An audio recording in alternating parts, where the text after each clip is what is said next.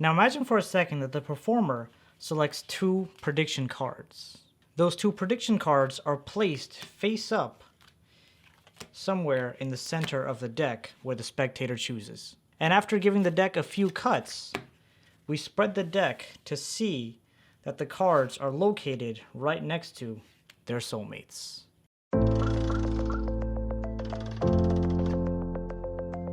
What's going on, guys? CardMechanic here, and today I'm going to be teaching you a great impromptu card trick. Let's do it. Alright, before I break this down, if you guys have not checked out the performance yet, I'll put the link on the screen and description so you guys can go and check that out. And if you've already done that, then let's break it down. Now, this trick is known as Pair 'em Up by Mark Elsey, and it's a great soulmates card trick that you can do. I know I've been doing a lot of these, for my recent videos, but why not? So breaking it down, I like to start off by giving the deck to a spectator to allow them to shuffle the deck as they would like. And it's a completely free shuffle on their end. They can shuffle however much they want. Once they're satisfied with the shuffle, what you want to do as a performer is get a peek of the top and bottom card. And that's how you're going to make your prediction.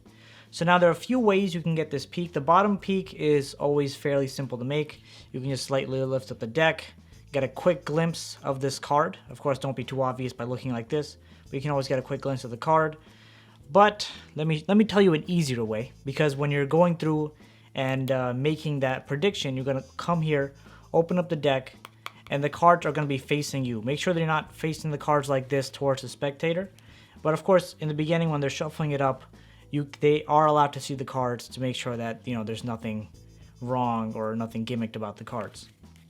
So now, when you're making the prediction, you want to actually get the soulmate or the matching card of the bottom card and the top card. And just to make it a bit more different, I'll put the ace of spades and 6 of diamonds. So we have the 6 of diamonds on the bottom, and we have the ace of spades on top. So now you flip the deck over, you see the first card, 6 of diamonds. So you want to go look for the 6 of hearts. You go looking for the 6 of hearts, go and you find the 6 of hearts. I like to put this face down in the beginning over to the side. And now you go all the way to the end. And what I usually like to say, of course, you want to get a glimpse of this card, remember it. And what I like to say is, I can't find that card I'm looking for. Then you go back, right? You go back to it, and you get the soulmate of this card, which is the ace of clubs. You also put that face down on the side and leave it over there. Now from here, I like to give the deck a couple of false cuts or even a false shuffle, just to ensure that to the spectator that I'm not memorizing the deck in any way. So what I usually do is I like to give it a few false cuts. I have videos on that. You can go check that out. You can also give it a false riffle shuffle, or a riffle shuffle where you maintain the top and bottom card. So this is the top. So of course maintain that bottom card. Then you want to end it maintaining that top card. Push them together, and you still have 6 of diamonds on the bottom and ace of spades on top. Right, so now that you're satisfied with that, you can hand the deck over to the spectator and tell them to count off cards one at a time. So deal down cards, and you want to ensure that they're dealing like this. You want to make sure that they're not going like this. So tell them to deal cards down one at a time until they feel like stopping. So they're dealing, dealing, dealing. Let's just say they call out stop here. Now what you're going to do is come over to your prediction cards, and you want to actually put down the prediction card here that matches your the original bottom card. So the original bottom card was the 6 of diamonds. So you're going to take your 6 of hearts, put it face up here, and put the rest of the deck on top. So what you're actually doing is that you're placing that 6 of diamonds, boom, right on top of that 6 of hearts. Now in the process of while that's happening, the ace of spades is now moved to the bottom of the deck.